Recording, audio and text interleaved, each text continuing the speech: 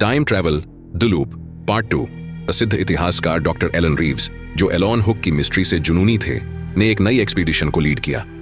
जब वे उसी टॉम्ब के अंदर पहुंचे तो उन्हें एक और चौंकाने वाली चीज मिली, एक नया इंस्क्रिप्शन जो किसी ने हाल ही में पत्थर पर उकेरा था।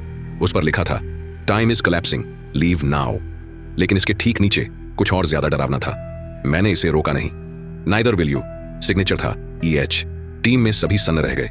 ये लिखा किसने, कब? इसी दौरान उन्हें आर्टिफैक्ट्स के बीच एक पुरानी जंग लगी रिस्ट वॉच मिली, वही घड़ी जो 1987 में एलोन हुक के साथ गायब हो गई थी। चौंकाने वाली बात यह थी कि घड़ी टूटी नहीं थी, लेकिन उसकी सुइयां हिली भी नहीं थी। टाइम अटका था 3:30। वही टाइम जब हुक गायब हुआ था। लैब में वापस जाकर उन्होंने टॉम्ब से मिले कैमरा की इन्वेस्टिगेशन की।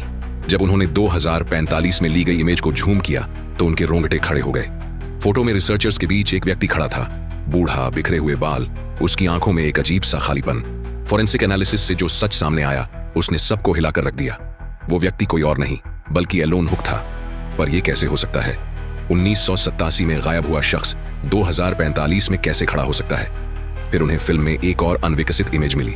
जब उसे प्रोसेस किया गया तो सबके चेहरे का रंग उड़ गया। फोटो टॉम्ब के एंट्रेंस की थी, लेकिन एक गड़बड़ी थी।